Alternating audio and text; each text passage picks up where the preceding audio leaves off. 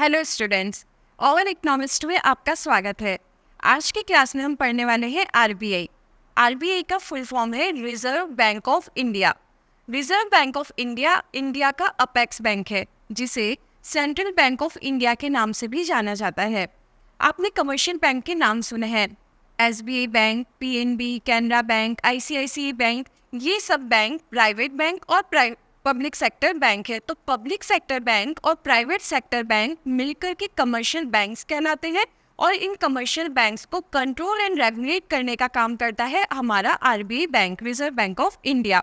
Reserve bank of India के main 10 objectives है, आज हम इसी को स्टडी करेंगे। सबसे फर्स्ट पॉइंट है आपका to manage adequate money and credit in the country. Money और क्रेडिट मार्केट को कंट्रोल एंड रेगुलेट करने के काम, उसको एडिक्वेट करने का काम आरबीआई करता है। मनी का मतलब ये हुआ मनी मार्केट। मार्केट के अंदर मनी की लिक्विडिटी को कब इंक्रीज करना है और कब डिक्रीज करना है, ये आरबीआई देखता है। किस तरीके से हमें लोन एंड एडवांसेस प्रोवाइड कराने हैं, मार्केट के अंदर इन्फ्लेशन और डिफ्लेशन की सिचुएशन है, इन सबको कंट्रोल और रेगुलेट करने का काम करेगा आरबीआई। सेकेंड ऑब्जेक्टिव है आपका to maintain stability of rupees internally and externally. दो वर्ड्स हमने यहाँ पे लिए हैं, internally and externally. Internally means India के अंदर डोमेस्टिक रीजन के अंदर जितना भी आप ट्रेड बिहेवियर कर रहे हैं, जितना भी आप बिजनेस कर रहे हैं, और एक्सटर्नली मीन्स जितना हम फॉरेन एक्सचेंज करते हैं, एक्सपोर्ट और इम्पोर्ट करते हैं। तो एक्सपोर्ट और इम्पोर्ट फॉरेन कंट्री के साथ ट्रेड बिहेवियर, और इंटरनली डोमेस्टिक कंट्री के अंदर जितना भी हम बिजनेस करते हैं। तो इन सब के लिए मार्केट में जो हमारी इंडिया की करेंसी है रुपीस, उसका स्टेबल होना बहुत ही जरूरी है। कंपैरेटिवली हम क्या देखते हैं कि $1 equals to how much rupees. तो डॉलर के अकॉर्डिंग रुपीस की प्राइस इंक्रीज और डिक्रीज होती रहती है। तो आरबीआई ट्राई ये करता है कि ये जो फ्लक्चुएशन है रुपीस का, ये स्टेबल किया जाए। थर्ड ऑब्जेक्टिव है balanced and well managed banking development in the country. Day by day banking sector increase होता जा रहा है, उसका वर्क प्रोफाइल, उसके functions of the banking sector ये इंक्रीज हो रहे हैं। तो क्या करना है कि बैंक के डेवलपमेंट के अंदर जितना भी काम है वो कौन करेगा, आरबीआई बैंक करेगा। अच्छे से उसको डेवलप करना है और मैनेज करना है। नेक्स्ट पॉइंट है आपका to develop well organised money market. Again वही पॉइंट आ रहा है कि मार्केट के अंदर इन्फ्लेशन की सिचुएशन आई है या डिफ्लेशन की सिचुएशन आई है, प्राइस में कितना फ्लक्चुएशन आ रहा है, कौन सी कमोडिटी की प्राइस कितनी इंक्रीज और डिक्रीज हो रही है, किस सेक्टर के अंदर ये फ्लक्चुएशन देखने को मिल रहा है। तो इन सारे को मैनेज करने का काम आरबीआई बैंक करेगा। नेक्स्ट ऑब्जेक्टिव है आपका to provide adequate agriculture credit.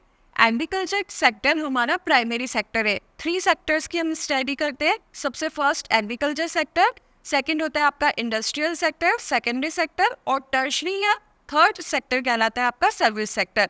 Service sector के अंदर सारे प्रोफेशनल्स आएंगे, जैसे हमने लॉयर की बात कर ली, एडवोकेट्स जिन्हें हम कहते हैं, या फिर आपने डॉक्टर्स की बात कर ली है, एजुकेशन के अंदर टीचर्स की बात आपने कर ली, जो अपनी सर्विसेज प्रोवाइड कराते हैं, वो सारे सर्विस सेक्टर। सेकेंडरी सेक्टर के अंदर हमने इंडस्ट्री फर्म की बात की है, मैन्युफैक्चरिंग कंपनीज की बात की है, और जो फर्स्ट प्राइमरी सेक्टर है जहाँ 70% पॉपुलेशन हमारी काम कर रही है, जो फार्मर्स क्रॉप्स का प्रोडक्शन करते हैं, उनके लिए फंड जो प्रोवाइड कराता है वो कौन कराएगा, कमर्शियल बैंक। और कमर्शियल बैंक को कमांड कौन देता है, रिजर्व बैंक ऑफ इंडिया देता है। नेक्स्ट है आपका to manage public dept. Public dept means public से जो सिक्योरिटीज ली जाती है, पब्लिक से हम जो पैसा लेते हैं थ्रू शेयर्स, शेयर मार्केट के अंदर हम शेयर्स इशू करते हैं, तो पब्लिक से जितना भी पैसा लिया है वो क्या है, आपकी लायबिलिटी है, आपका डेप्ट है, जिसे आपको फिर से पब्लिक को देना है।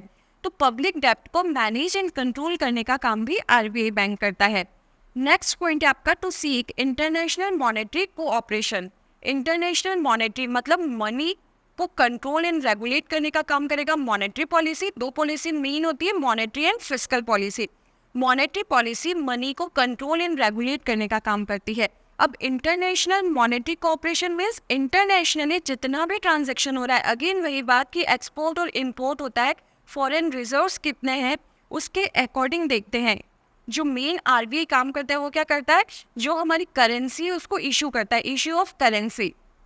तो कितनी करेंसी इशू करेंगे ये किसके ऊपर डिपेंड होगा, एक तो फॉरेन एक्सचेंज, फॉरेन रिजर्व्स हमारे पास में कितने हैं, और सेकंड आपका मेन पॉइंट होता है कि गोल्ड के रिजर्व कितने हैं। तो गोल्ड रिजर्व और फॉरेन रिजर्व इस तरीके से मनी को कंट्रोल किया जाता है। नेक्स्ट पॉइंट है आपका centralisation of cash reserve of commercial banks. अभी कमर्शियल बैंक के पास में जितना भी डिपॉजिट होता है ये CRR के through, CRR means cash reserve ratio, CRR के थ्रू इसका कुछ परसेंटेज रिजर्व बैंक के अंदर डिपॉजिट करना होता है। रिजर्व बैंक के पास कमर्शियल बैंक जितना भी डिपॉजिट्स देते हैं इसके लिए रिजर्व बैंक किसी भी तरह का कोई इंटरेस्ट पे नहीं करता है। ये सिर्फ क्या हो गया, एक पार्ट है उसका, जितना भी डिपॉजिट्स है उसका, कि इतना रिजर्व बैंक के पास में डिपॉजिट होना है।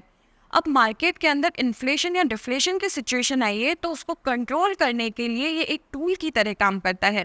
CRR कैश रिजर्व रेशियो, एक एग्जांपल से समझते हैं कि कैश रिजर्व रेशियो मान लीजिए भी 5% है। अब अपेक्स बैंक क्या करता है, 5% को इंक्रीज करके 7% कर दिया, 2% इंक्रीज किया।